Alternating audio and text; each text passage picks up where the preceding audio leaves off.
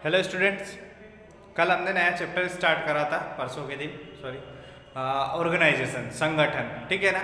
मैंने आपको बताया था कि कोई सा भी काम हो जब तक ग्रुप में ना किया जाए, ठीक है ना, एक ऑर्गेनाइजेशन एक बना के नहीं किया जाता तो वो काम सक्सेसफुल नहीं होता है।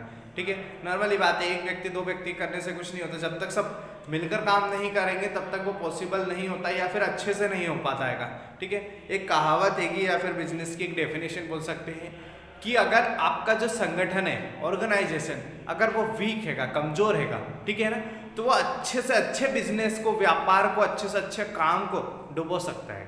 ठीक है, बट आपका ऑर्गेनाइजेशन, आपका संगठन मजबूत हैगा, ठीक है ना, मजबूत हैगा, तो उससे क्या होगा कि आपका कितना भी खराब बिजनेस क्यों ना हो, ठीक है ना, मतलब आपका नया बिजनेस स्टार्ट करा हो या बिजनेस का लेवल उतना ना हो, फिर भी वो उस बिजनेस को आगे तक, ऊंचाइयों तक पहुंचा सकता है। ठीक है ना।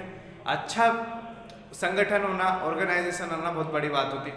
अब यहाँ पर हमें दिए गए हैं कैरेक्टरिस्टिक्स दिए गए हैं। ठीक है, कल हमने इसके डेफिनेशन वगैरह पढ़ ली थी, आज कैरेक्टरिस्टिक्स पढ़ते। संगठन की विशेषताएं लेते।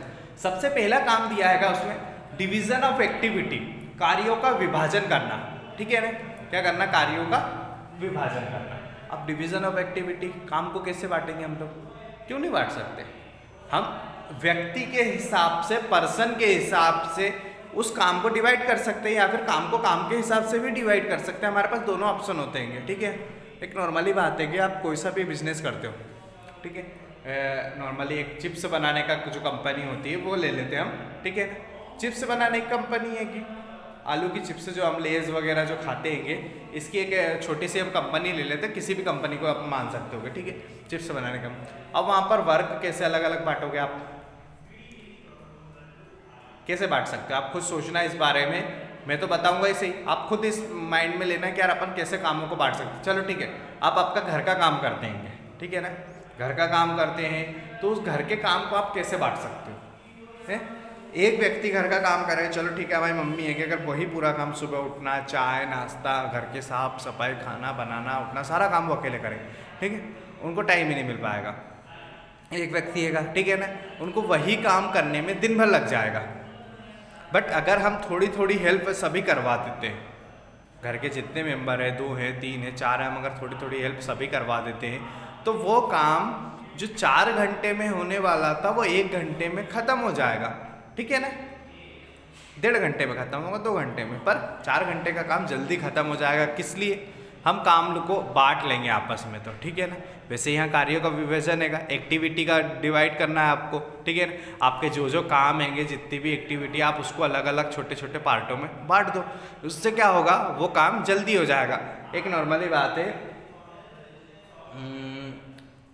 कोई मशीन चलाता है, ठीक है ना, एक एग्जाम्पल के तौर पर ले लेते हैं कि एक कुरकुरे बनाने वाली जो कंपनी की बात कर रहे हैं, एक व्यक्ति हैगा, वो दिन भर में 1000 पैकेट कुरकुरे के पैक कर लेता है। ठीक है ना, सिर्फ पैकिंग करने की बात कर रहा हूँ, बनाने की मैं बात ही नहीं कर रहा हूँ। ठीक है ना, ओनली फॉर पैकिंग। पैकिंग करता है, 1000 पैकेट वो अकेला व्यक्ति पैक कर लेता है। ठीक है ना, कोई दिक्कत नहीं, वो कर रहा है, एक व्यक्ति है, आराम से सुबह 8 बजे आता है, रात को 8 बजे जाता है, 1000 पैकेट वो पैक कर देता है। बट अगर हम 2 व्यक्ति रख लें तो वो जो 12 घंटे में काम खत्म हो रहा है वो 6 घंटे में खत्म हो जाएगा। 3 व्यक्ति रख लेंगे तो शायद 4 घंटे में खत्म हो जाए, और 4 व्यक्ति रख लेंगे हम लोग तो वो काम कितने में खत्म होगा? 2 घंटे में होगा। पॉसिबल है 2 से 2.5 घंटे में वो आपका जो 12 घंटे का काम था वो खत्म हो जाएगा। ठीक है ना, क्यों? पर आपको यार, आप बोलोगे कि यार सैलरी देना पड़ेगी, इतनी सैलरी, हम 4 व्यक्ति, एक व्यक्ति काम करते रहा, हम 4 व्यक्ति की सैलरी क्यों दें?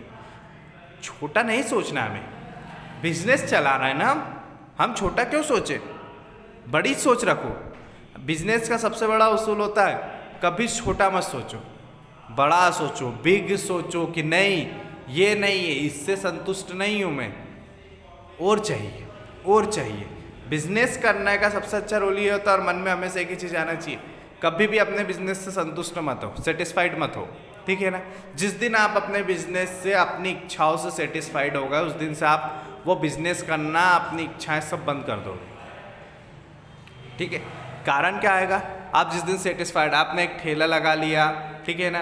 पहले आपको दिक्कत होती थी कि नहीं यार ठेला आएगा, हम लोग काम नहीं चल रहा, 100-200 रुपये आते, अब आपको 500-700 मस्त चल रहा, अच्छा चल रहा है, नहीं चाहिए मुझे, बहुत है इतना मिल गया, आप मतलब सेटिस्फाइड होगा। अब आपकी इच्छा नहीं आ गया तो आप कभी बढ़ भी नहीं पाओगे।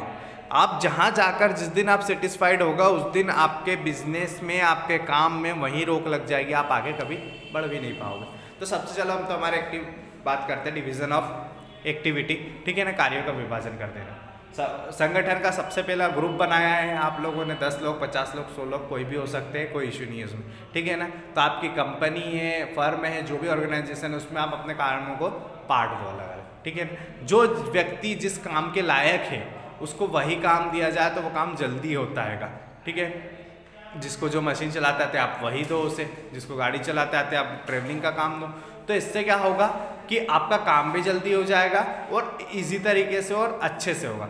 नेक्स्ट आता है कोऑर्डिनेशन। आपने काम बांट दिया है, अब सबके बीच में कोऑर्डिनेशन बनाना सबसे मेन काम होता है भैया। 10 व्यक्ति काम कर रहे हैं, 100 कर रहे हैं, 50 कर रहे हैं, ठीक है। 50 लोग एक कंपनी में काम कर रहे होंगे तो सब एक दूसरे से रिलेटेड ही काम कर रहे होंगे कि यार ये मशीन का काम है, ये कंप्लीट करेगा, जब दूसरी मशीन पे जाएगा, दूसरी मशीन का काम तीसरी पे जाएगा, यहाँ से फिर पैकिंग पे जाएगा, फिर गाड़ी में लोड होगा। तो ऐसे बहुत सारे व्यक्ति एक दूसरे से क्या हुआ, जुड़े हुए हैं। तो इनके बीच में क्या होना चाहिए, कोऑर्डिनेशन होना चाहिए, ताकि एक व्यक्ति और आखिरी व्यक्ति तक वो काम आसानी से पहुँच भी जाए और कहीं से कहीं तक उनकी चेन भी ना टूटे, ठीक है ना। मेन चीज़ क्या आती है कि 50 लोगों को कोऑर्डिनेट करना बहुत बड़ी बात हो जाती है, बिग हो जाता है हमारे से।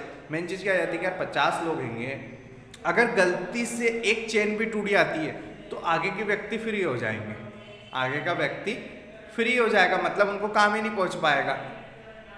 चिप्स बनाने की मशीन, ठीक है, आलू उबाले जा रहे हैं, ठीक है ना, फिर उनको छीला जा रहा है, मसाले में डाला जा रहा है, काटा जा रहा है, ऐसे बहुत सारी प्रोसेस चलती रहती। अगर इसमें से एक प्रोसेस ख़त्म कर दी जाए, एक व्यक्ति हटा दिया जाए जो वो मशीन चलाता था, अब आगे तक वो एक्टिविटी पहुंच पाएगी क्या, नहीं पहुंच पाएगी। सबके सब चलो ठीक है, उबाल भी लिए, कट भी गए, ठीक है ना, आपने उसको मसाले में डाले हैंगे, आगे वो पहुंचाएगा, ये बोल सकते हैं वो वेट के हिसाब से, वजन के हिसाब से अलग अलग करते, तो वो व्यक्ति गायब हो गया।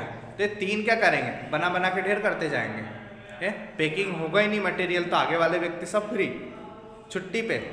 ऐसा नहीं करना हमें, ठीक है ना। तो इनके बीच में कोऑर्डिनेशन होना जरूरी है। नेक्स्ट आता है टूल टू डेवलप रिलेशन, मधुर संबंधों की स्थापना। ऑर्गेनाइजेशन का सबसे मेन और इम्पोर्टेंट पार्ट होता है ये, ठीक है ना।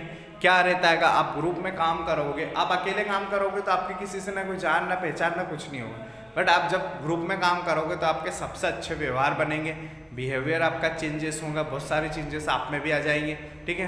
क्यों, क्योंकि आप अकेले रहने के, अकेले 1-2 व्यक्ति के साथ काम करना और 50 लोगों के साथ काम करना बहुत बड़ी बात हो जाती है, ठीक है। नेक्स्ट आता है यूनिवर्सल फंक्शन, सर्वव्यापी। ये नहीं है ऑर्गेनाइजेशन ऐसी चीज़ है जो यूनिवर्सल है, ठीक है। सभी फील्ड में, सभी जगह आप कहीं भी चले जाइए, कैसे भी चले जाइए, सभी जगह आपको ऑर्गेनाइजेशन संगठन मिल जाएगा। इंडिया हो, इंडिया के बाहर चले जाओ, ठीक है ना, आप कहीं भी किसी भी देश में चले जाओ, किसी भी सिटी में चले जाओ, किसी भी बिजनेस में चले जाओ, सभी में आपको संगठन ऑर्गेनाइजेशन आपको मिल जाएगा, इसीलिए इसे यूनिवर्सल फंक्शन बोला जाता है। नेक्स्ट आता है determination of responsibility and authority, अधिकारों और दायित्वों का निर्धारण। अब आपको क्या करना भैया, काम बांट दिया, हालांकि ये पॉइंट 2nd नंबर का था लेकिन नहीं मिलने के वजह से पॉइंट लिखा है मैंने नीचे। Determination of responsibility and authority, अब आप अपने अधिकार, जो व्यक्ति को जो काम बांटा है आपने, ठीक है ना, उन लोगों को क्या करना है हमें, वो सारे अधिकार और राइट्स और ऑथोरिटी, दायित्व और जिम्मेदारी सब उनको देनी है हमें, ठीक है ना। कि आपको ये मशीन दी गई, मशीन से रिलेटेड आपको सारे काम करने होंगे, ठीक है, ये आपकी रिस्पॉन्सिबिलिटी हो गई, ठीक है ना। और ये मशीन पर पूरा अधिकार आपका है, यहाँ की पूरी जिम्मेदारी भी आपकी ही रहेगी, ये दोनों चीज़ आपको देनी पड़ेगी। कोई व्यक्ति है, अगर किसी को आप काम बांटते हो तो उसको रिस्पॉन्सिबिलिटी और ऑथोरिटी देना जरूरी होता है। क्यों जरूरी होता है, नहीं देना हमको भैया, लेकिन जरूरी इसलिए है क्या, अगर आप जब तक उसको रिस्पॉन्सिबिलिटी नहीं दोगे, आप उसके अंडर ऑथोरिटी नहीं करोगे, ठीक है ना, तब तक वो काम में मन ही नहीं लगेगा। मैं हूँ, मुझे जिम्मेदारी दे दी गई है कि आपको ये काम पूरा करना है, ठीक है, या आपकी रिस्पॉन्सिबिलिटी आप नहीं करोगे तो आपके ऊपर ये दायित्व रहेंगे या फिर कुछ भी मेरी रहेगी ऑथोरिटी, ठीक है। तो दे दिया गया, अब मुझे वो काम करना पड़ेगा क्योंकि मेरी वो रिस्पॉन्सिबिलिटी बन गई है। हाँ, काम करना था और ठीक है चल रहा है, कर रहे हैं, करने की तलाश में है, वो चीज़ अलग हो, बट जब रिस्पॉन्सिबिलिटी की बात आ जाती है तब हम वो काम दिल से और मतलब ये बोल सकते हैं पूरी मेहनत और ईमानदारी से वो काम कंप्लीट करते हैं। इसीलिए आप काम बांट दो सभी में, उसके बाद उनको उन कामों की जिम्मेदारी, अधिकार और दायित्व दे दो, ठीक है ना। ये इसी के साथ हमारे कैरेक्टरिस्टिक्स कंप्लीट होते हैं। कल इम्पोर्टेंट और एडवांटेज हम कल के लेक्चर में लेंगे। Thank you.